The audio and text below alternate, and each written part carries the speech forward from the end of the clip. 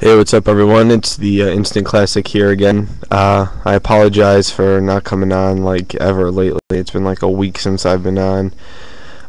Just a lot of stuff going on. Finals are coming up. Lately I've been doing some boxing training actually. So my interest has been more with boxing and UFC over the past 6 weeks or so, 5 weeks or so. So my wrestling, I just, since Flair retired, like I said, man, I just kind of have lost like all my passion for it. And I thought, when I went to that Ring of Honor show that I got it back, but I really haven't. But I'm, gonna do my best. I picked up a DVD I found at my local FYE, like best of CM Punk indie DVD, and I never seen it before. It's from Big Vision, or yeah, I think that's what we call it, Big Vision.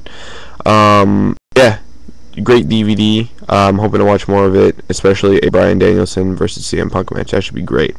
Right now, I'm going to quickly run down my thoughts of, in my mind, a great, very underrated pay-per-view from TNA. Might be biased because it was Sting's return show, and Sting is, my favorite wrestler of all time. This is just an awesome moment for me, because I was still really young when I watched him, so I don't really remember that, much of him. But when he came back, it was a good feeling for me. So I'm just gonna run down my thoughts of the matches quickly, and we'll go from there. So the first match, we have Alex Shelley, Austin Aries, and Roderick Strong versus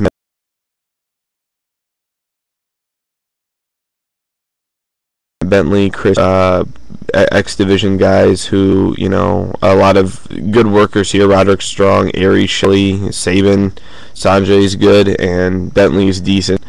So that was a very good match. I gave that, when I reviewed this show, I didn't do the whole star ratings. I did just out of 10. So I gave that match 7.5 out of 10. Next match, we had Ron Killings versus Bobby Roode. This came off Ron Killings using mind games to pin Bobby Roode like 3 times or something in a row on the previous Impact. It was rather actually quite funny watching that. They had the package of it, video package on this show. This was a very good match. It was an alright match. It was watchable. 6 out of 10. Decent. Next we had James Gang versus Diamonds in the Rough. James Gang, composed of Kip and BG James, better known as Road Dogg, and are you kidding me? Billy Gunn. And Diamonds in the Rough is composed of Elix Skipper and David Young, I believe his partner's name was. This is another solid, very solid tag team match. A lot of good stuff, Skipper and Young are 2 younger guys, and Kip and BG are older, but they still worked well together in this match. 6 out of 10. Next match we had Larry Zbyszko and Raven had this big rivalry going on. So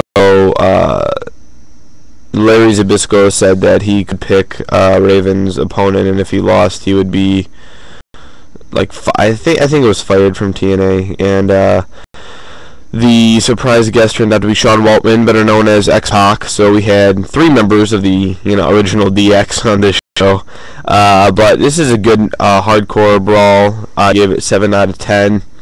I really enjoyed it. A lot of good action here. No complaints from me. They used the shopping cart, I remember, as a big item in the match. So that was quite humorous. Next we had Rhino versus Abyss, and as you can imagine, this was Battle of the Giants. I mean, Abyss and Rhino are both very large men. 7.5 out of 10. Good hard-hitting match. I really enjoyed it. Yeah, overall, some good stuff.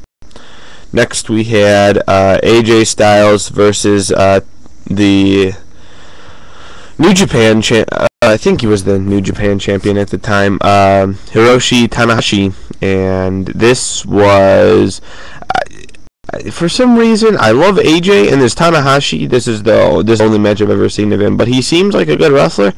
For some, I mean, this I gave it 7.5 out of 10, but a lot of people I think would have given it higher, and I don't know why, but for some reason I just wasn't feeling the match as much.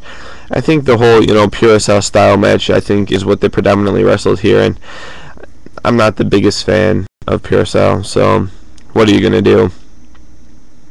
Still a good match. 7.5 out of 10, like I said. Next we have for the tag team titles. This is the first of 3 championship matches for the night. We had Team 3D versus America's Most Wanted.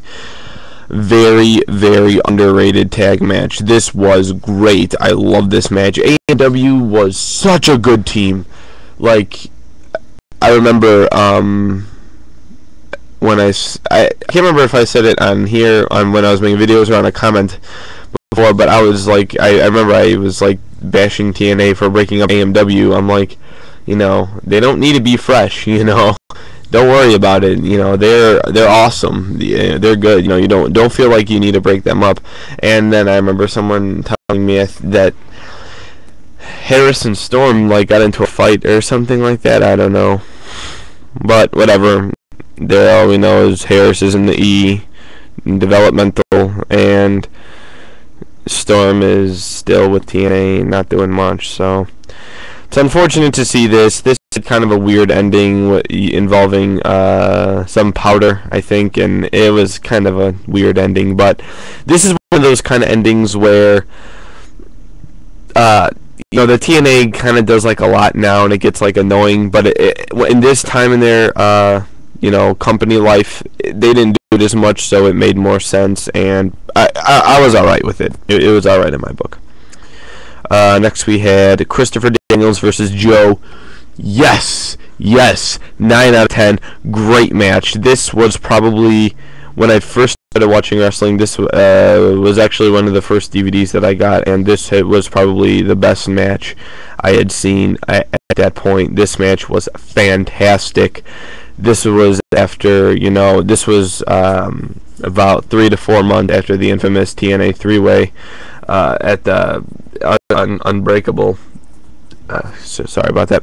Anyway, so this is still coming off of that feud.